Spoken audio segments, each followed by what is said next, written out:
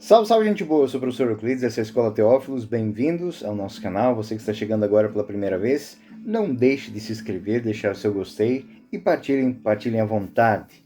Como sempre faço aqui no início dos nossos vídeos, quero deixar um grande agradecimento a todos os nossos colaboradores do canal, aqueles que de maneira formal ou informal fazem uma colaboração com o canal, né? Então, aqui junto com o material de estudo, o material bíblico, tem os caminhos, o Pix, a conta bancária e daqueles que gostam de fazer a colaboração com o nosso canal. Muito obrigado e Deus abençoe a cada um de vocês sempre. Bom, gente boa, o tema de hoje é um tema muito interessante mesmo. Nós hoje vamos estudar o Gênesis capítulo 38, que é uma quebra dentro da história que começou. Eu vou explicar isso, ou seja, do capítulo 37 ao capítulo 50 é a história dos grandes clãs de Israel, as grandes tribos de Israel.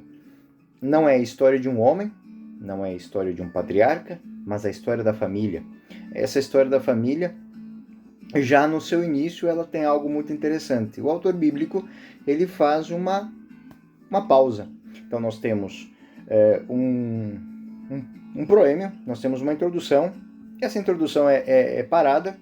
Nós temos uma inserção, o capítulo 38, que vai contar a história de Judá e de Tamar. Depois, no capítulo 30, no capítulo 49, nós vamos ter outra interrupção. Essa interrupção, como disse, vai falar dos símbolos das tribos de Israel. Então, nós vamos ter, do capítulo 37 ao capítulo 50, a história das tribos de Israel. Mas o capítulo 38, ele tem um porquê muito específico, e é o que nós vamos ver hoje. Longe de ser um texto despretensioso, ele tem muita pretensão e os senhores vão entender. O autor bíblico, ele tem uma ideia de que o texto, independente dele, independente do tempo, ele deve deixar marca não somente em quem escreveu, mas também em quem lê. E como disse, a história das tribos de Israel, na verdade, são a história da humanidade, a história dos homens que entram em desajuste uns com os outros, muitas vezes dentro da sua própria família. Uma briga de irmãos. Nós temos todo o livro do Gênesis, a história dos patriarcas nos mostra isso. E o capítulo 38 vai falar de algo muito interessante, algo que talvez poucas obras da humanidade contenham esse dado. Esse dado é uma nota do autor avisando o leitor que o leitor tem que absorver daquilo que lê tudo, inclusive o motivo pelo qual alguém escreveu aquilo para ele ler. Isso é muito interessante. Então, os sábios de Israel, eles profundamente voltados para essa espiritualidade da palavra, a palavra que transforma, a palavra que constrói, a palavra que educa, a palavra que forma, eles tiveram este olhar. Este olhar vai ser trazido à tona através de algo muito interessante. O porquê de todo esse texto do Antigo Testamento estar sendo escrito. Ou seja, existe um motivo para isso. E é o tema do nosso estudo de hoje. Vamos lá. A história de José, ela ocupa a última parte do livro do Gênesis. É uma história profundamente unitária. Diferente da história de Abraão e de Jacó, de Isaac e de Jacó, que de fato são pequenas compilações, trabalhos, modificações, aglutinações de textos para contar uma história que já havia sido contada, mas que agora se reveste de uma outra dignidade, o texto se reveste de uma outra dignidade. O texto do capítulo 37 ao capítulo 50, ele de fato é um texto que foi compilado com uma profunda delicadeza, porque ele dá a conhecer um pensamento. O pensamento de um povo que quer retomar as suas origens, um povo que quer contar a história de como se tornou povo. Então é isso que nós vamos ver. Por isso que o texto que nós estamos inseridos não é diferente, não é um texto histórico propriamente dito ou teológico simplesmente, mas é um romance sapiencial. É um texto que é retrabalhado por um homem sábio que vive na corte de Jerusalém, com a intenção de formar novas gerações, formar discípulos. E essa história, nós vamos encontrar elementos importantes que fazem parte desse ensinamento. Esse ensinamento que é tradicional de Israel. Por exemplo, é uma história do irmão mais novo que consegue superar em glória todos os outros irmãos. Os irmãos mais velhos que ele são superados por ele. Também é a história de um homem humilde, a história de um humilde pastor que depois vai retornar à história com Davi. E aí vocês vão começar a juntar as peças desse grande quebra-cabeça intelectual. A partir de um nível muito pequeno, ou seja, de um nível muito baixo, esse homem consegue chegar ao topo do status da sua época. Aquele homem se torna o segundo na hierarquia de poder no mundo da época. Ele digamos assim, ele tem o maior status da antiguidade. É a história de um homem sábio, de um homem justo, que sabe realizar a sua vida, sabe construir a sua vida, que tem paciência e que intervém no momento certo para salvar a vida de um rei e de todo um povo.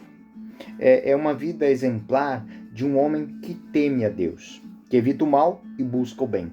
Discretamente, aqui é um dado bonito, ele é acompanhado por Deus. É um homem que se realiza plenamente, porque toma boas decisões, porque tem boas atitudes, porque tem boas ações, porém, ele também tem, subjacente isso, a graça. A graça não lhe é tirada. E essas são as linhas gerais que estão por debaixo da história de José. É uma das histórias mais profundas da Sagrada Escritura. Né? A ideia teológica de um Deus que guia a história, que conduz a história, que constrói a história e que sabe conduzir todos os acontecimentos humanos para onde quer que eles se encaminhem. Essa é a história que o sábio conta. Parece ser uma história de homens, feita de intrigas, de brigas, de discussões, de estratagemas. Uma história cheia de problemas humanos. Contudo, na realidade, o narrador, com grande habilidade, com grande esmero, ele mostra que tudo é guiado por Deus, a fim de que a salvação seja dada a todos, que todos sejam redimidos. E aí nós nos encontramos já com o prefácio do Novo Testamento. Esse é um relato que vai, como disse, do capítulo 37 até o capítulo 50. Podemos dividir em 3 grandes atos, um prólogo e um epílogo. Né? Além disso, a história de José, o autor inseriu outros elementos tradicionais, que são aquilo que eu disse, são o pós-prólogo e o pré-epílogo, que seriam, no capítulo 38, a história da tribo de Judá, e no capítulo 49, os símbolos das 12 tribos de Israel. Ou seja, 2 textos especiais, um após o epílogo, outro antes do... após o epílogo e após o prólogo, que é o texto da história de Judá, e o outro antes do epílogo. Então nós temos em Gênesis 38 a nota, no versículo 1 ao 5, de que Judá apartou-se de seus irmãos e foi para a casa de um homem chamado Odolã, chamado Hira, ou Era. Judá viu ali a filha de um cananeu, o nome dela era Sué, e desposou unindo-se a ela. Ela concebeu e deu à luz ao qual chamou de Er. Concebeu novamente e deu outro nome do filho que deu o nome de Onã, e teve ainda um filho que chamou Sela. Judá estava em Cazibe por ocasião desse nascimento. Ou seja, ele fez quase um parênteses dentro da história de José. A história de José, ele está... o menino que tem sonhos, o menino que tem a cabeça das nuvens, o menino que é amado pelo pai, o menino que não tem mãe, o menino que que é um leve trás de todas as histórias dentro da casa, o menino que não é amado pelos seus irmãos, que é perseguido pelos seus irmãos e, por fim, é destruído pelos irmãos. Um pai que chora, uma família que tem grandes problemas com a verdade. Ninguém quer assumir a verdade, ninguém quer assumir as suas responsabilidades por aquilo que aconteceu. Então, um pai que faz vista grossa porque ele sabe exatamente o que aconteceu com seu filho e poderia acontecer com ele se ele se revoltasse contra aquilo. Então, nós temos um drama familiar que chega ao ponto em que o pai chora o filho e quer descer a morte para encontrar o filho de novo. E este filho que está sendo levado por uma caravana de camelos em direção ao Egito. E a história para. Ou seja, a história dá um break. É como que alguém está assistindo uma novela ou uma série e termina aquela coisa e fica assim, e aí? Hã? O autor, então, para chamar a atenção, é uma história muito bonita, é uma história muito... mas ele para. E por que ele para? Ele para por quê? Bem, meus caros alunos, aqui é aquela máxima de George Orwell, que está contida num texto da revista britânica The Tribune, em 1944, se aplica perfeitamente. A tese de que a história é contada pelos vencedores. O genial escritor, ele, autor de 1984 e A Revolução dos Bichos, ele escreveu, ele viveu um tempo em que nós não tínhamos a cultura, nós não tínhamos o conhecimento, nós não tínhamos internet e redes sociais. Mas este homem, ele faz um alerta a toda a humanidade, a partir de algo muito simples. A história é contada pelos vencedores. O que vemos nesse texto é fruto, sim, do prestígio da tribo de Judá. A única tribo que sobrou, intacta não, a única tribo que sobrou, né? O reino de Israel caiu, as outras tribos foram dizimadas, foram mandadas para o exílio. A tribo que ficou é a tribo de Judá. E essa tribo está tentando reconstruir a história. Mas nessa reconstrução, onde quer que essa tribo quer se colocar? No centro. Ela está contando outra história. Mas ela quer mostrar que a história só está sendo contada porque nós subsistimos, nós vencemos. E isso nos dá um outro posto dentro da história.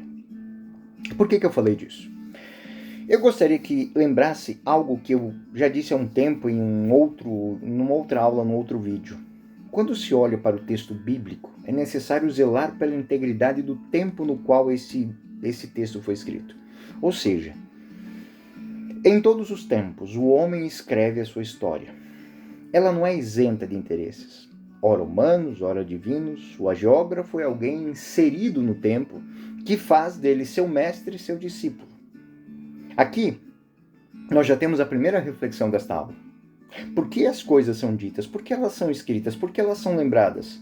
Quem lucra? Se fortalece? Quem se empodera com isso? São 5 questões de ouro que a gente tem que aplicar tudo. Temos que ter em mente antes de qualquer outro juízo de valor sobre tudo aquilo que lemos, vemos e entendemos. Isso é algo maravilhoso no texto bíblico, porque nunca se imagina que alguém vai colocar uma pulga atrás da orelha daquele que está lendo um texto que foi escrito por mim. Porque nem sempre quem escreve porque quer escrever. Mas escreve porque foi mandado escrever daquele jeito, daquela maneira. Então, ele poderia colocar esse texto depois da história, ele poderia colocar esse texto antes da história, mas ele coloca no meio da história. Para quê? Para que a pessoa que esteja lendo tome um susto. Implicitamente, o autor bíblico está instigando, eu acho que essa palavra é bonita, instigando o leitor a isso. É uma quebra na história de José e das 12 tribos, para contar a história de uma única tribo. Por que isso? Não são raros, né, esses insights dos autores bíblicos na construção do texto bíblico, mas são raros os homens e as mulheres que param para pensar nisso. São poucas as pessoas que, quando leem alguma coisa, querem saber por que aquilo foi escrito. Bom, meus caros, parece que ao tempo do autor isso não era muito diferente. Este sutil estratagema literário, que é um susto na mente dos leitores, dos ouvintes do texto, para que saibam que esse texto, embora um romance sapiencial, que está sendo escrito para contar uma história, para passar uma mensagem, tem sim uma ligação com a realidade. Isso se repete em toda a história, em todos os tempos, onde vocês quiserem, em qualquer religião, em qualquer regime de governo, né? E o autor está dizendo, isso vocês vão encontrar em toda a história na qual o povo de Israel estiver caminhando. Nós vamos encontrar isso em todas as culturas nas quais nós visitarmos, nos quais nós nos inserirmos. É o autor bíblico dizendo, onde existir um judeu, ele deve estar atento a isso, a estas coisas. Porque onde estiver o ser humano, existirá sempre o desejo de dizer aquilo que é a sua opinião. Né? Com a história do nosso povo, o autor está dizendo isso, com a história do nosso povo, como ela foi escrita, embora sob a bênção do Criador, sobre a bênção de Yahvé, a nossa história, com tudo isso, ela foi escrita com interesse. E isso é comum às outras histórias. Por isso, atentos. Há um porquê deste texto chegar a cada um de vós. E outros tantos outros motivos para que ele não chegasse. Se chegou, use ele para pensar, refletir antes de agir. Bom, vamos voltar aqui ao texto. Uma tribo que não... a tribo que tinha domínio era a tribo de Judá. Porque Davi pertence à tribo de Judá. A autoridade suprema em Israel foi dada a Davi e sua família. Assim, a tribo de Judá, ela teve a preeminência e foi a única a sobreviver ao tempo. Portanto, o redator do livro do Gênesis, que elabora esse material e que embora tenha inúmeros motivos para não colocar esse texto aqui, o coloca para dizer uma coisa muito simples. Esse texto, essa história, a história do nosso povo está chegando às suas mãos, porque ela é base para a história que subsiste dando unidade ao nosso povo. E esse nosso povo, ele tem um líder. E foi esse líder que pediu para que essa história fosse escrita. É por isso, depois do capítulo 37, nós vamos encontrar esse parênteses. O capítulo 38, de fato, deixa de lado a história de José e conta mais um episódio que não tem nada a ver com essa história. Contudo, serve ao autor final para destacar como o protagonista da história, José, não é realmente o único. Não é realmente o único. E não é a quem será transmitido o domínio. Ou seja, aqui o autor bíblico está dizendo que, embora José tenha feito tudo aquilo, seja um exemplo, por baixo dessa história, por detrás disso, existe uma grande mão que conduz a mostrar que todo homem é importante na história. Porque em dado momento da história, se ele estiver fazendo aquilo que ele tem que fazer, a graça e a glória de Deus se manifestará na sua história. É uma história tipicamente patriarcal aqui. Nós podemos imaginar que essa história ela remonta a um tempo muito antigo, né? Talvez antes desse momento que a gente está estudando aqui, ou seja, antes da história de Israel, a história dos 12 tribos ter de fato sido compilada. Uma história que era contada dentro daquele clã, dentro da tribo de Judá.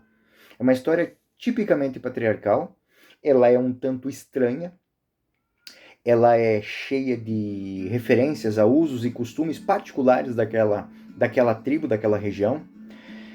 Por isso, eu vou salientar outra coisa que eu já fiz outras vezes, né? Desde já, não devemos ler com o nosso próprio critério moral, porque a perceberemos muito distante da nossa realidade. Alguns temas que serão tratados e expostos aqui, elas não coadunam com a nossa moral cristã. Elas não coadunam com o nosso tempo, não coadunam nem mesmo com a nossa cultura, mesmo a cultura mundana, não coadunam, né? Então, devemos também ver que esta peça como um detalhe da história da humanidade, da qual Deus vai entrar de maneira sutil para conduzir a história. É esta a grande ideia.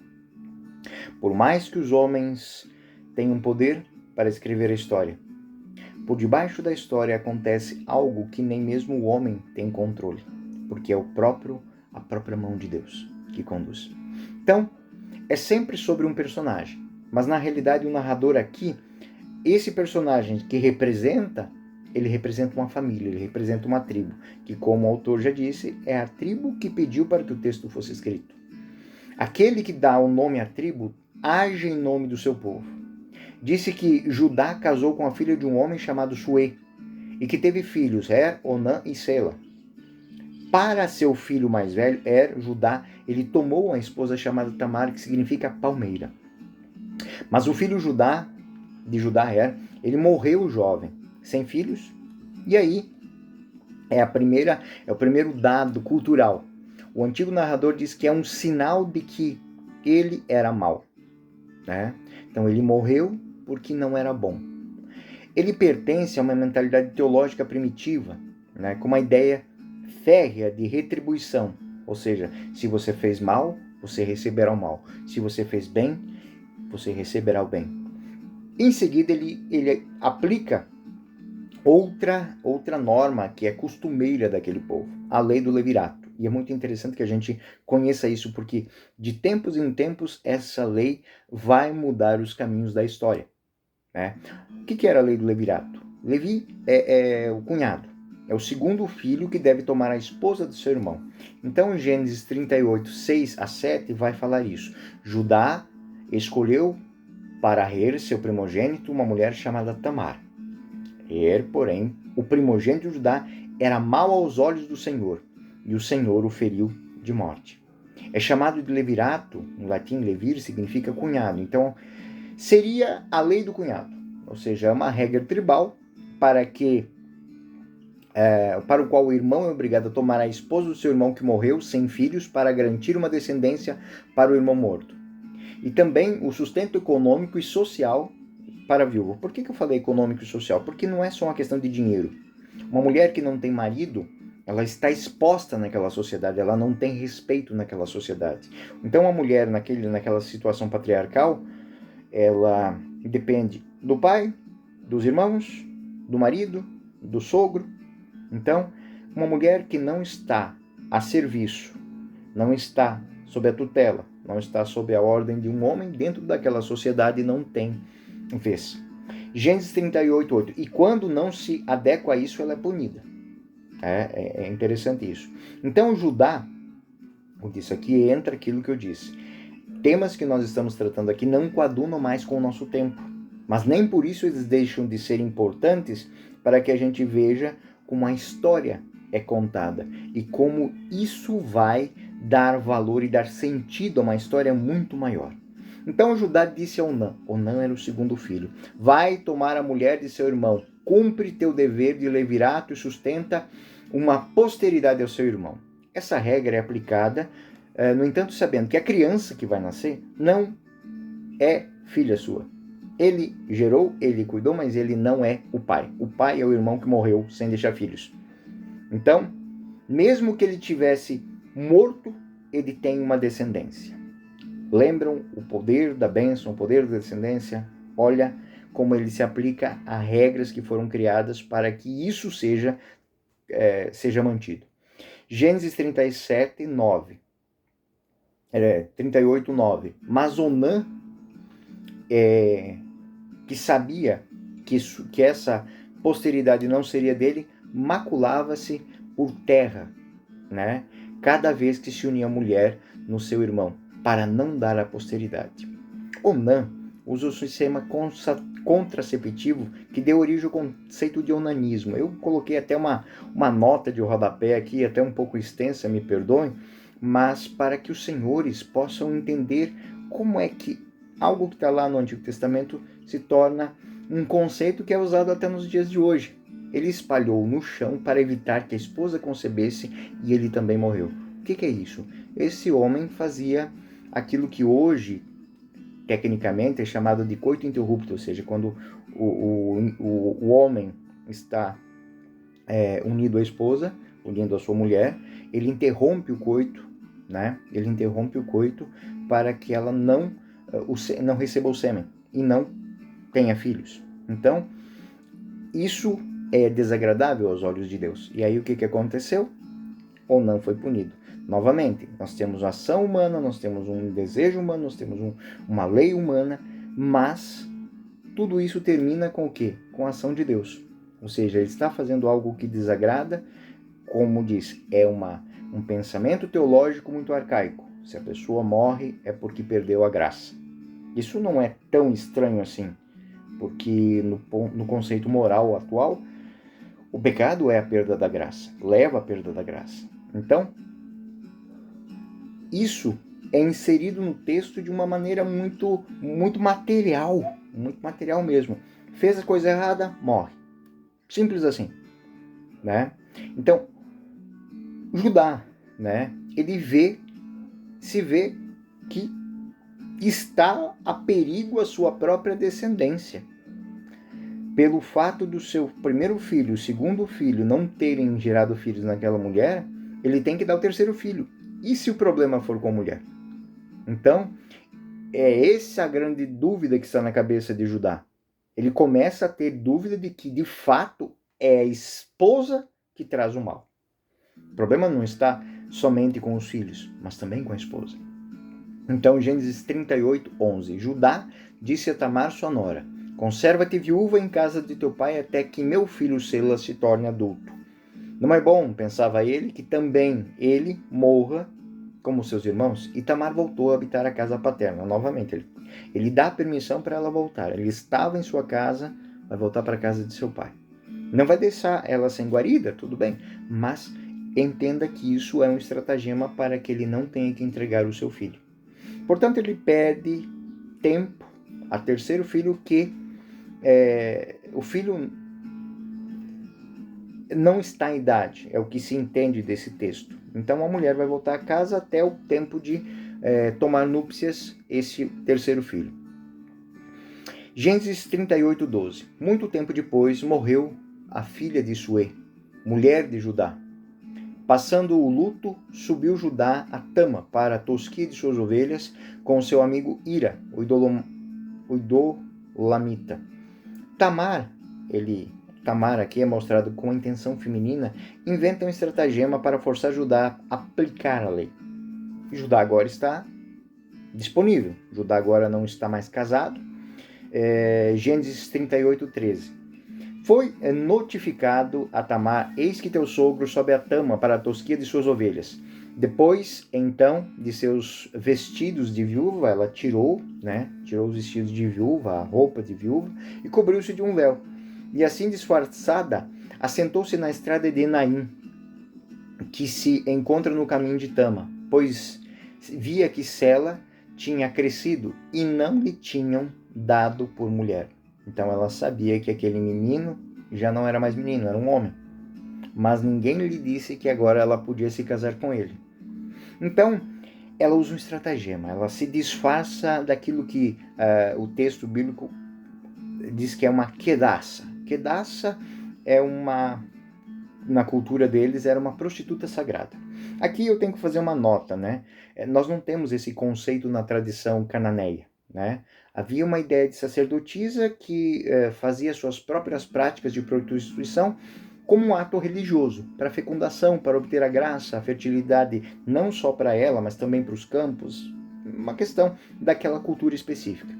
E Tamar se disfarça dessa prostituta sagrada, a tal da Quedaça, e fica na entrada perto do templo desse tipo, exatamente onde Judá teve que passar, e atrai o seu sogro e pede para ir com Tamar sem conhecê-la.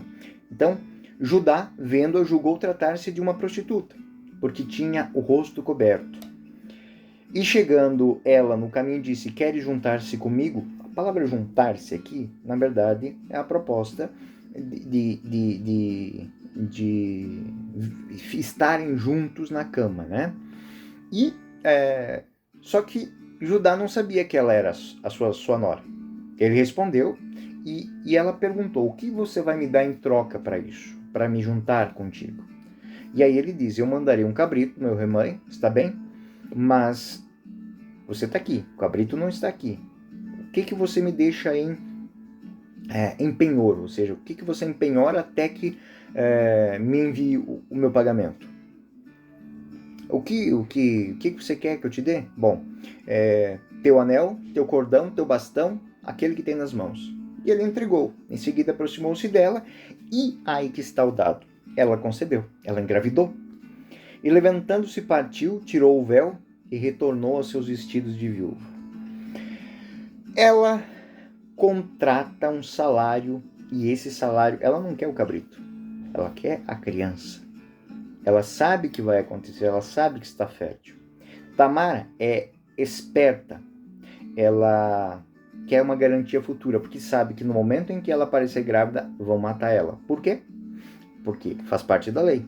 Então, até que alguém não tome, ela continua casada. E se ela aparecer grávida, não daquele que a tomou, isso é considerado adultério. Ou seja, quando foi questionada pela família e ameaçada de punição pela lei, ela vai entregar os elementos e mostrar que ela não descumpriu a lei. Ela simplesmente achou um jeito de fazer a lei ser cumprida. Mas para Judá, a seu tempo, não passava de uma garantia. Ou seja, quando ele entregou o anel, o cordão e o cajado, ele não sabia que aquilo fazia parte de um plano. E que somente ele não sabia que era um plano. O fato é que Tamar concebeu. Judá, por sua vez, lhe envia um pagamento. Mas ninguém encontra essa prostituta, essa garota. Ninguém sabe quem ela é, ninguém sabe onde ela está. Até porque ela estava lá, mas não é um local onde encontram essas pessoas, onde encontrava. O texto deixa isso bem claro, né? Porque Judá, no capítulo 20 ao 23, vai ter essa narração. Judá mandou um cabrito por seu amigo para retirar o penhor das mãos daquela mulher, mas não encontrou. Perguntou aos habitantes do lugar, onde está aquela prostituta que estava em Naim à beira do caminho? Responderam, não há prostituta naquele lugar. Voltou para junto de Judá e disse, não encontrei. Disse aos moradores daquele lugar que disseram que não havia nenhuma prostituta ali. Judá tem medo de ser ridicularizado. Portanto, ele mantém-se em silêncio sobre o penhor que ele deixou. Ele perdeu o anel, o cordão e o bastão. Só que isso é algo próprio. Esse anel é o selo da casa. Então ele não quer se expor ao ridículo. Ele não quer dizer que foi enganado. Então, ele, depois de 3 meses que isso aconteceu, ele manteve-se em silêncio, ela também manteve-se em silêncio, vão falar para Judá que a nora está esperando um filho. E ele aplica o critério da lei. Portanto, exige que a nora seja condenada à morte, porque ele vai fazer 2 coisas. A nora deixará de ser um problema para ele, ele vai manter o seu filho. Então, ela vai ser levada à execução. Porém, quando estão levando Tamar para a execução, ela diz algo que deixa todo mundo aterrorizado. Eu estou esperando um filho do homem a quem esses objetos de reconhecimento pertencem. E aí, Judá é exposto. Publicamente, ele descobre que o filho que a sua nora está esperando é dele, Então, ele descobre que de fato ela só fez aquilo porque ele não fez a parte dele. E aí a frase dele é muito interessante. De certa maneira, ele diz que ela é mais inocente do que ele. Ele, de fato, é culpado. No texto, o que o texto diz de fato? Gênesis 38, 24 e 26. Mais ou menos 3 meses depois, vieram dizer a Judá, tua nora conduziu-se mal, vê-se que está grávida. Judá respondeu, tirai-a para fora e que ela seja queimada. Essa era a lei. E, enquanto era conduzida, ela mandou dizer ao seu sogro, concebido o homem a quem pertence isso, examine bem, ajuntou ela, de quem são o anel, o cordão e o bastão. E Judá, reconhecendo, exclamou, ela é mais justa do que eu, pois que não a dei ao meu filho Sela, e não a conheceu mais. Ou seja, Judá tem filhos. Judá tem o mais interessante, ele perdeu 2 filhos, não foi? Neste ponto, os descendentes de Judá, é nessa hora que nascem os descendentes de Judá, através desse estranho engano. Quando nascem, são gêmeos, ele perdeu 2 filhos e agora ganhou 2 filhos. E encontramos aqui a mesma história. Lembra que eu falei no início, na outra aula também falei isso, que essa grande história é a história entre a rixa entre irmãos? Que Esaú e Jacó, agora ela tem 2 filhos. 2 filhos, e olha como o texto vai se construir agora. Gênesis 38, 27 e 29. E na ocasião de dar à luz, eis que ela trazia 2 gêmeos no seu ventre. No parto, saindo a mão, a parteira tomou o ato e atou nessa mão que saiu primeiro, porque a primogenitura era muito importante. Atou um fiozinho vermelho, dizendo, este é o que saiu primeiro. Mas como ele retirasse a mão, saiu o seu irmão. Que brecha fizesse, essa expressão da parteira, né? Então, que a brecha esteja sobre ti, ou seja, que essa porta esteja sobre ti. E eles lutam dentro do ventre para saber quem saiu. O que saiu primeiro, a mão não saiu. Então, eles estão lutando para sair. Eles estão lutando para ver quem tem a primogenitura. E sempre é o mesmo problema que se repete, a luta pelo direito de progenitura. E aí no Gênesis 38, 30, chamou esse que saiu primeiro, não que tirou a mão, chamou ele de Farés. Em seguida, seu irmão, aquele que estava com o fio vermelho, saiu e esse o deu o nome de Zara. Da palavra Farés, depois nós vamos ter uma outra palavra que é muito conhecida. A luta pela primogenitura, ela marca este povo. Da palavra Farés vem Farés Zeus, os fariseus, os descendentes de Farés. Porque essa luta ela vai acontecer eternamente dentro de Israel. Essa história relacionada a Judá também é importante na tradição dos patriarcas, porque está registrada muitos séculos depois na própria genealogia de Jesus. Todas as mulheres que nós vimos Sara, nós vimos Raquel, nós vimos tantas outras mulheres. Mas quem é que vai parar na genealogia de Jesus? No início do Evangelho de Mateus, o evangelista faz uma lista das gerações, Abraão a José, e também menciona 4 mulheres na lista desses nomes, entre os nomes masculinos. O primeiro desses 4 nomes, adivinha quem é? Tamar. Mateus 1, 2, 6. Abraão gerou Isaac, Isaac gerou Jacó, Jacó gerou Judá e seus irmãos. Judá gerou de Tamar, Farés e Zara. Farés gerou Esrom, Esrom gerou Arão, Arão gerou Aminadab, Aminadab gerou Nasson, Nasson gerou Salmão, Salmão gerou Boz, de Raab, a prostituta, a estrangeira, melhor dizendo. Boz gerou Obed, Obed de Ruth, Obed gerou Jessé, Jessé gerou o rei Davi. O rei Davi gerou Salomão, daquela que foi mulher de Urias, que era uma adúltera. Então nós temos estrangeiras, nós temos prostitutas, nós temos pecadoras, mentirosas e enganadoras. Isso para nomear 4 dos antepassados de Jesus. Ele poderia ter escolhido melhor. Vamos e convenhamos, nós tínhamos Rebeca, nós tínhamos Sara, nós tínhamos Raquel, Lia, mas as 4 mulheres que são colocadas na genealogia são as 4 mulheres de vida, digamos assim, de vida interessante, estranha. Então, Tamar, esta cananeia, significa que a ação do Cristo se insere na história da salvação, no tecido da humanidade, na realidade concreta que está marcada pelo pecado, pela injustiça, pela traição, pelo medo. Deus fez o homem numa família marcada pelo pecado. Não é a família modelo, não é a família de José, não é a família exemplo, mas é uma família cheia de problemas. Não é uma família modelo, nem sequer teve um defeito, né? Assim, se é uma família que tem poucos defeitos, tem que procurar. Não, ele colocou todos os defeitos expostos. o vínculo com estrangeiros, a mentira, o orgulho, a ganância, a prostituição, o adultério, está tudo marcado ali.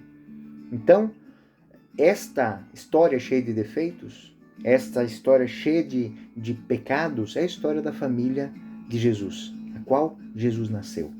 Então, Judá obtém a primazia e torna-se herdeiro da bênção, e essa bênção vai habitar na vida desses descendentes. Davi se tornará rei, não obstante é neto desse tipo de pessoa, né? E esta família é a família berço de Jesus. Não porque o merecesse, não porque fosse melhor que os outros, mas é uma escolha livre de Deus. É uma escolha livre, gratuita e misteriosa. E embora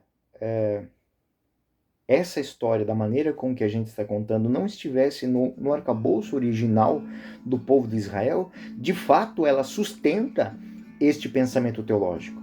Ou seja, o pensamento teológico é que não importa se você é o grande ou se você é o fraco. O que importa é, de fato, que você confia na graça de Deus, porque ela vai se manifestar onde ela quer se manifestar, onde ela deve se manifestar, de maneira gratuita, livre e misteriosa. Deus, aquela frasezinha que a gente diz, né? Escreve certo por linhas tortas. Na verdade, ele faz as linhas. Ele constrói isso. E nós devemos enfatizar muito bem a continuidade desse fato. As escolhas de Deus, elas não podem ser explicadas por critérios humanos. Se nós pegarmos os santos que nós temos hoje, nós vamos olhar homens que não tinham nada para serem santos. Nada para serem santos. Né? Nós vamos ver pessoas que fizeram verdadeiras transmutações. Vamos dar o exemplo, São Paulo, São Pedro. Esses homens que têm uma preeminência na nossa história, foram escolhidos por Deus. Cabeça dura, medroso, covarde, arrogante. O outro focado na dureza, na rigidez, perfeccionista em tudo, e que era capaz, para que a perfeição que ele sonhava que existia fosse, ele era capaz de matar por causa disso. Então, é essa a grande lógica. Então, é isso que o autor bíblico quer apresentar para nós no capítulo 38. Ou seja, a história dessas famílias, a história desses povos, a história que nós vamos ver aqui, ela foi escrita, ela chegou a nós por motivos que querem marcar a nossa história. Mostrar que a nossa história, por mais que tenhamos quedas, tropeços, ela está nas mãos de Deus. E que existe sempre um momento de transformação, um momento de reconquista, e nós temos que assumir os nossos erros. Nós temos que estar atentos àquilo que fazemos e entendermos que aquilo que fazemos marca a história. O fato de você estar ouvindo o que eu estou escrevendo, lendo agora, que eu estou dizendo agora, o que eu estou fazendo agora, o fato de você ter esse texto que eu escrevi, coloquei aí nos anexos na sua mão, estar lendo a bibliografia, estar lendo, fazendo reflexões, por que isso está acontecendo? É o que o autor queria com o capítulo 38. Muito mais que o poder de Judá, que mandou escrever aquele texto para dizer que aquele rei tinha poder e só estão lendo aquilo porque ele tinha poder para mandar escrever aquilo, o autor bíblico está dizendo uma outra coisa muito forte. Por detrás do pensamento do rei, da história do rei, da família do rei, tem o Rei dos Reis, que age silenciosamente, com critérios próprios, com escolhas próprias, com caminhos próprios. Então, não deixe de fazer a sua parte. Não deixe de pesar bem as suas histórias. Não deixe de pesar bem as suas atitudes. Não deixe de pesar bem as suas palavras, porque elas transformam. O fato de estarmos lendo isso, pensando nisso, refletindo sobre isso, nos coloca num lugar que muitas pessoas ainda não chegaram e talvez muitos nunca cheguem. A capacidade de refletir por que as coisas acontecem. Por que se tomam decisões. Por que se constroem, se escrevem, se editam histórias. Então, se você tem a capacidade de compreender isso, né, você é uma pessoa abençoada. porque tudo que você fizer a partir de hoje, você vai pensar como aquilo chegou até você, por que chegou até você e qual a responsabilidade que você tem nas suas mãos de passar aquilo adiante ou não. Então, na próxima aula, nós entraremos de novo na história de José, agora com um novo olhar. O que de fato essa história do homem perfeito tem a dizer para nós que somos imperfeitos. Eu sou o professor Euclides dessa Escola Teófilos. Até o próximo vídeo. Fiquem com Deus.